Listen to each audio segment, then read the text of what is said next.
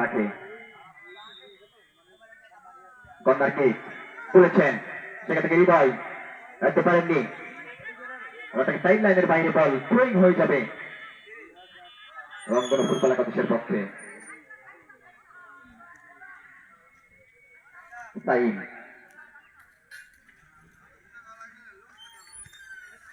Number 7 আলিফ, আলিফ থেকে দেখপা মধ্যবাস থেকে বাড়িয়েছেন নাম্বার 12,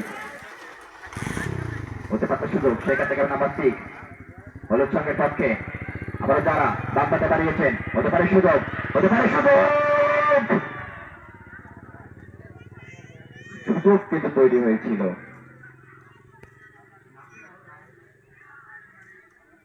ওই সজীবের কিন্তু দুর্দান্ত একটি শট ছিল, কিন্তু শেষ পর্যন্ত গোলের দেখা পায়নি। গোল কিক রংধনু ফুটবল একাদশের পক্ষে।